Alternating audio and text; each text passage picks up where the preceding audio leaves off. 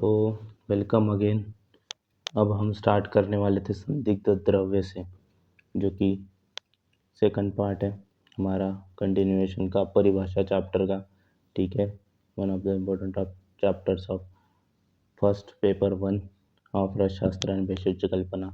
तो चलिए देखते हैं क्या है संदिग्ध द्रव्य। क्या होता है संदिग्ध द्रव्य? होता है कि ऐसे द्रव्य जिनके गुण मिलते जुलते होते हैं, जिन्हें पहचानने में संशय होता है। मतलब बहुत सारे ऐसे द्रव्य होते हैं जो एक दूसरे से इनके गुण मिलते हैं, जो हमें कभी कभी इनसे कंफ्यूज हो जाते हैं। जैसे देखो विक्रांत, विक्रांत की तुलना आधुनिक में टॉर्मलाइन, ठीक है, फ्लोस्पर, रॉक क्रिस्टल आदि से की जाती है। ठीक है, चपल, चपल के लक्षण पर उसे बिस्मथ या सेलेनियम माना जाता है। ठीक है, रसायन, रसायन यानी येलो ऑक्साइड ऑफ मर्क्यूरी होता है। ठीक है, तो वर्तमान में इसे बारबरिस एरिस्टाटा के घन सत्व मतलब एक्सट्रैक्ट के रूप में लिया जाता है। ठीक है, गुण सेम होते हैं।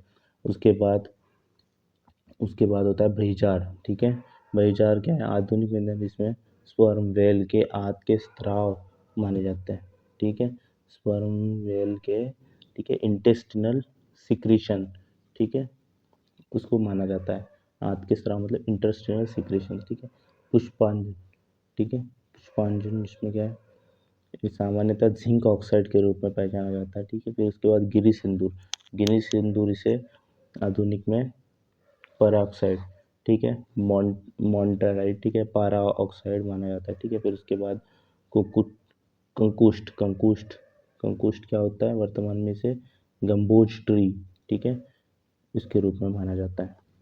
तो यही है संदिग्ध द्रव्य, एक बार देख लेना बस।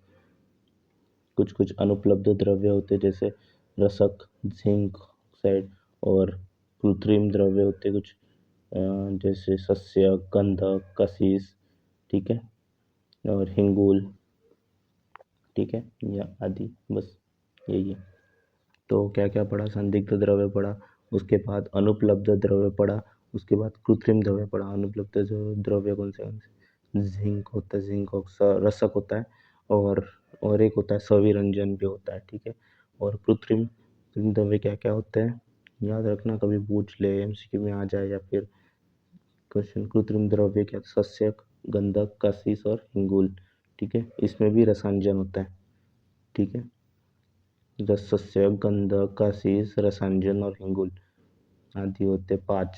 ठीक है, कृत्रिम यानी कारखानों में जिन्हें बनाया जाता है। नेक्स्ट हमारा पॉइंट है शोधन। ठीक है, अब मैंने यहाँ पे शोधन मतलब क्या होता है? प्यूरिफिकेशन पहले तो। ठीक है, अब मैंने यहाँ पे जो है उसके जो भी 12 विधियाँ है उनका चार्ट बनाया है ऐसे। ठीक है, पर पहले, इससे पहले मैं आपको शोधन की जो है वो बेसिक इंफॉर्मेशन थोड़ी दे देता हूँ। शोधन इंट्रो में आप क्या लिखोगे तो आप साथ साथ लिख लो या फिर याद कर लो कि शोधन क्या होता है। किसी द्रव्य के मल को दूर करने हेतु उसके लिए कई औषधियों के साथ, जैसे पीसना, स्वेदन करना, प्रक्षालन करना आदि प्रक्रिया को करने को शोधन कहते हैं। ठीक है, किसी द्रव्य के मल को दूर करने को उसके साथ जो मल को दूर करने के लिए कुछ औषधियों को लेके उसका पोषण यानी पोषण नहीं पेशन यानी पीसना, ठीक है, स्वेदन, प्रक्षालन आदि प्रक्रिया। ठीक है, फिर उसके बाद इसके कुछ उद्देश्य क्या होते हैं? मल को दूर करना एक तो, जैसे उदाहरण पारद का शोधन, गंधक का शोधन हमने किया। ठीक है, फिर उसके बाद भस्म निर्माण हेतु, ठीक है, जैसे भस्म निर्माण हेतु पहले धातुओं का सामान्य शोधन, धातुओं के छोटे छोटे टुकड़े करने होते हैं। ठीक है, फिर उसकी जिससे मारन की प्रक्रिया आसानी से होती है, मारन से फिर आगे भस्म बंधन। ठीक है, विषों की उग्रता को कम करने हेतु, ठीक है, विष द्रव्य की उग्रता कम करने हेतु उनका शोधन किया जाता है तथा उन्हें ताकि फिर वो विष चिकित्सा में हम उपयोग कर सके। ठीक है, फिर उसके बाद शोधन के भेद होते हैं 2, सामान्य शोधन, विशेष शोधन। ठीक है, पहले सामान्य शोधन किया जाता है किसी भी औषध का या द्रव्य का, फिर उसके बाद साधारण रसों से उसका जो है क्या किया जाता है, साधारण रसों का प्रयोग करके उसका शोधन किया जाता है। फिर उसके बाद जो है सामान्य शोधन होने के पश्चात उसका विशेष शोधन किया जाता है। ठीक है, और सामान्य शोधन जो है एक वर्ग के ठीक है, हमने वर्ग पढ़े अभी भी अलग अलग सुधा वर्ग वगैरह। तो ये सामान्य शोधन यानी एक किसी एक वर्ग के इसके लिए यूज़ किया जाता है, एक वर्ग के द्रव्य के लिए यूज़ किया जाता है। ठीक है, अब फटाफट आते हैं हमारे 12 विधियों पे। इंपॉर्टेंट क्या क्या है? पहली अवाप। अवाप क्या होता है? जब किसी पिघली हुई धातु में कोई दूसरा पाउडर डाला जाता है, ठीक है, उसको अवाप कहते हैं, जैसे वंकजारन। ठीक है, फिर उसके बाद निर्वाप। निर्वाप क्या होता है? धातु को आग में लाल गर्म करने हेतु उसे ठंडा द्रव्य में डुबाना। ठीक है, पहले धातुओं को आग में गर्म होना, लाल लाल होने तक उसको गर्म करना, फिर उसको आग में डुबा देना, जिससे धातु भंगुर मतलब ब्रिटल हो जाता है, आसानी से टूट जाता है, उसे कहते हैं धातुओं का सामान्य शोधन। फिर उसके बाद ढालन। ढालन में क्या होता है? ढालन में किसी चीज़ को पहले पिघलाना, ठीक है, और फिर उसे द्रव्य जैसे दूध या तेल में छान कर डाल देना। ठीक है, पहले उसको पिघलाया जाता है, फिर उसको किसी दूध में या फिर तेल में या फिर घी में उसको डाल के उसको छाना जाता है, ताकि उसका ऊपर ऊपर जो है वो रह जाता है। ठीक है, अ, समझ आ रही है? गंधक शोधन, अगर गंधक शोधन की प्रक्रिया आपने पढ़ी हो या फिर देखा हो प्रैक्टिकल में, तो आपको ये पता होगा। ठीक है, कि उसको दूध में डाल देते हैं तो फिर ये ऊपर ऊपर आ जाता है वो। ठीक है, फिर उसके बाद भावना देना। भावना देना क्या होता है? किसी पाउडर में द्रव्य डालकर उसे तब तक घिसना जब तक वो सूख ना जाए। ठीक है, किसी पाउडर में द्रव्य ठीक है, किसी पाउडर है, ठीक है, उसमें हम कोई औषध द्रव्य डाला, जो भी हमें योग बनाना है। ठीक है, फिर उसके बाद उसको तब तक घिसना। अब कोई द्रव्य डाला है तो वो गीला हो जाएगा, लेकिन उसको तब तक घिसना जब वो पूरी तरह क्या है, सूख जाए। ठीक है, फिर उसके बाद भर्जन। भर्जन क्या होता है? किसी द्रव्य को सीधा आग भूनना या फिर फ्राई करना, अक्सर घृत के साथ। ठीक है, भुनना भुना जाता है। ठीक है, ऐसे ही तवे पे थोड़ा सा उसको घी लगा के भुनना, वो भर्जन हो गया। ठीक है, फिर उसके बाद नेक्स्ट उसका क्या है? आत्मपोषण। ठीक है, आत्मपोषण यानी किसी द्रव्य को द्रव्य में डुबाकर या उसका लेप करके सनलाइट में उसको रख देना। ठीक है, ठीक है, हम पता है टिक्कियाँ बनाते हैं। ठीक है, पहले एक द्रव्य में उसको डाल के उसको लेप कर, ठीक है, किसी द्रव्य में डाल के उसको पहले उसको लेप करेंगे, फिर उसको सूखने में जाएंगे, द्रव्य उसमें सूख जाए। ठीक है, ईजी है। फिर उसके बाद स्वेदन आता है। स्वेदन में क्या होता है? स्वेदन में जो है स्वेदन में डोला यंत्र का प्रयोग किया जाता है। ठीक है, डोला यंत्र आपने अगर प्रैक्टिकल देखा होगा, ऐसे ऐसे जो इसकी पोटली बांधी जाती है। ठीक है, डोला यंत्र में ऐसे डंडी में लगा के फिर उसको ऐसे बांध के उसको ना गर्म स्टीप में उसको छोड़ देना जाता है उबालने तक। ठीक है, ऐसे किया जाता है इसको। रत्न और पारद आदि का शोधन करने में इसका उपयोग किया जाता है। ठीक है, रत्न मिनरल्स हो गए, कोई ऐसे सख्त चीज़, पहले उसको स्वेदन किया जाता है, फिर उसको तोड़ के फिर उसका पाउडर बनाए। ठीक है, फिर उसके बाद मर्दन। मर्दन में क्या होता है? मर्दन में खल्व यंत्र उखरी में डालकर दवाओं को खूब रगड़ा जाता है, घिसा जाता है, तो पारद का शोधन हो जाता है। ठीक है, फिर उसके बाद गालन। गालन में क्या होता है? किसी चीज़ को पिघलाकर द्रव्य के रूप में घोलकर उसे छानना। ठीक है, पिघलाना या फिर घोलना। ठीक है, गालन। गालन क्या होता है? किसी चीज़ को पिघलाना या फिर उसमें घोलना, द्रव्य के रूप में घोल दिया फिर उसको छानना।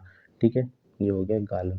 ठीक है, फिर उसके बाद इसमें उदाहरण क्या याद रखना? गुग्गुल और खटिका का शोधन। ठीक है, उदाहरण सबके कर लेना, इम्पोर्टेंट है। ठीक है, पातन। पातन में क्या आता है? इससे आधुनिक विज्ञान में सब्लिमेशन या डिस्टिलेशन कहा जाता है। ठीक है, इसमें क्या होता है? भाप से, इसकी भाप से वो दूसरे इसमें निकाला जाता है, जैसे द्रव्य को भाप बनाकर उड़ाया जाता है और फिर उसे दूसरे पात्र में एकत्रित किया जाता है। पारद के शोधन में इसका उदाहरण है। ठीक है, फिर उसके बाद क्या आता है? प्रक्षालन। प्रक्षालन क्या है? प्रक्षालन में होता है किसी द्रव्य को किसी गंदगी साफ करने के लिए पानी में किसी द्रव्य से धोना। ठीक है, किसी द्रव्य में लगी गंदगी साफ करने को उसको किसी पानी में जो है उस द्रव्य को धोना, पानी में या फिर किसी द्रव्य में धोना, तो ये साफ हो जाएगा। ठीक है, फिर उसके बाद निर्जालन। निर्जालन क्या है? इसे डिहाइड्रेशन कहते हैं। किसी चीज़ को गर्म करके उसके अंदर के पानी को, ठीक है, वाटर ऑफ क्रिस्टल, पानी को उड़ाया जाता है। ठीक है, गर्म करके। बस ये हो गया निर्जालन। बस इजी है। ठीक है, देखो तो सब इजी है, बस इसको अच्छे से कर लो ऊपर से सारे, ठीक है, 12 के 12 पॉइंट। ओके, अब नेक्स्ट हम आते हैं अब मारन की प्रक्रिया पर। मारन, ठीक है, इसका ये यहाँ पे श्लोक दिया गया है, ठीक है। इसमें क्या कहा गया है, अर्थात शोधित धातुओं को गंधक या औषधियों के साथ मिलाकर अग्नि के द्वारा भस्म में बदलना ही मारन होता है, ठीक है। मारन यानी उसको भस्म में, पाउडर में बदलना। मारन के 6 मुख्य चरण होते हैं, ठीक है, एसओपीज ऑफ मारन। एक तो शोधित द्रव्य की भावना, ठीक है, शुद्ध धातु को जड़ी बूटी के रस के साथ खरल करना, ठीक है। फिर उसके बाद उसकी चक्रिया निर्माण करना, पहले उसके जो है उसको पतला कर देना होता है भावना देके, ठीक है। फिर उसके ऐसे चक्रिया बनाते हैं, ठीक है।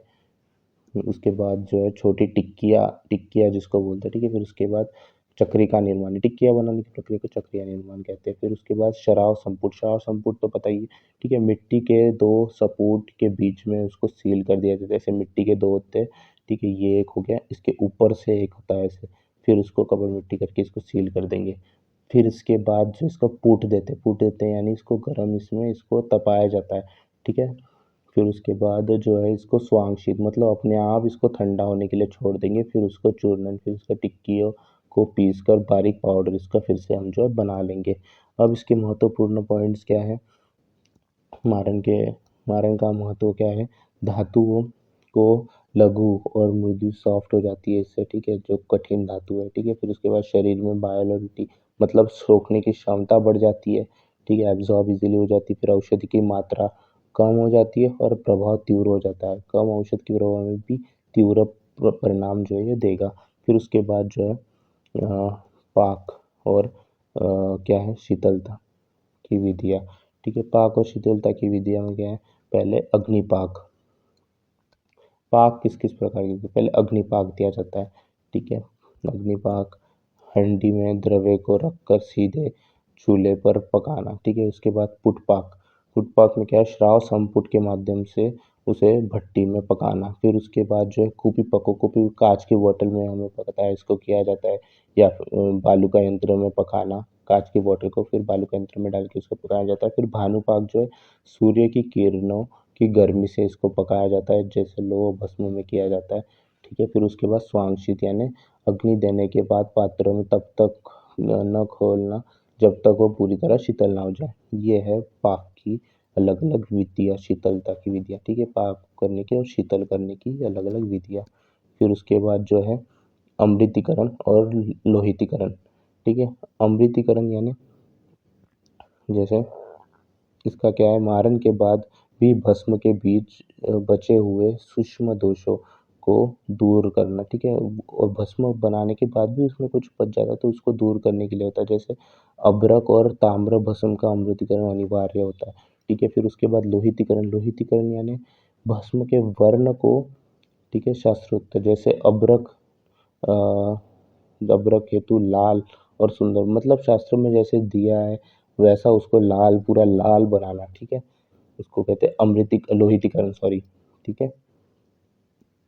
फिर उसके बाद आता है सत्वपातन और द्रुति मतलब लिक्विफिकेशन, ठीक है। सत्वपातन यानी पूरा उसका सत्व निकालना, उसको और अच्छा करना, ठीक है। खनिज से शुद्ध धातु को बाहर निकालना।